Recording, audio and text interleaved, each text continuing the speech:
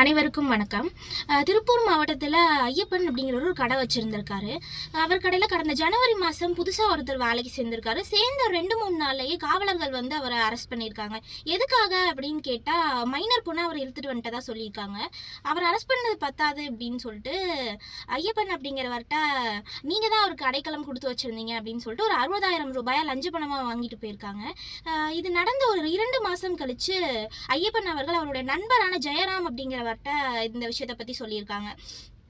ஜெயராம் வந்து நாம் தமிழர் கட்சி உறுப்பினர் போல இருக்கு.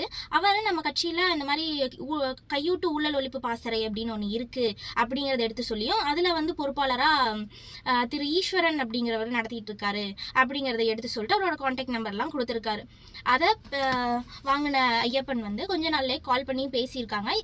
திரு ஈஸ்வரன் அவர்கள் சொல்லியிருக்காங்க, இது எலெக்ஷன் டைமுங்கனால எலெக்ஷன் முடிஞ்சதும் நம்ம வந்து இதை பார்த்துக்கலாம் அப்படின்னு சொல்லியிருக்காரு. அதே மாதிரி 1/5/2026 அன்னைக்கு திரு ஈஸ்வரன் அவர்கள் ஒசூர் மாவட்டத்தில் கையூட்டு ஊழல் ஒழிப்பு பாசறை பொறுப்பாளர்களான ரஜினிகாந்த், சுடலைமணி, ஏழ்நோக்கு வெங்கடேஷ் ஆகிய 3 பேரை அழைச்சி இந்த மாதிரி ஒரு பிரச்சனை நடந்திருக்கு, சம்மந்தப்பட்டவங்களை பார்த்து பேசுங்க அப்படின்னு சொல்லி அனுப்பியிருக்காங்க.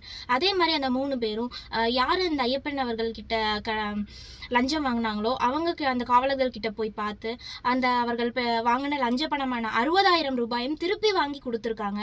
இது எவ்வளோ பெரிய செய்தி. ஆனால் நாம் தமிழர் கட்சி சத்தமே இல்லாமல் செஞ்சிருது. நாங்கள் தோத்ததுக்கான காரணமும் இதுதான். சத்தமே இல்லாமல் வெளியே தெரியாமல் செய்யறதுனால தான் தோத்ததுக்கான இதுவும். நாங்கள் செய்கிற ஒவ்வொரு நல்லதும் மக்களுக்காக தான், மக்கள்கிட்ட கொண்டு போய் சேர்க்கறதா இல்லை. அதனால் நாம் தமிழர் கட்சி உறவுகள் அனைவரும் இந்த வீடியோவை முடிஞ்ச வரைக்கும் பகிருங்க, மக்கள்கிட்ட கொண்டு போய் சேர்த்துங்க. நன்றி.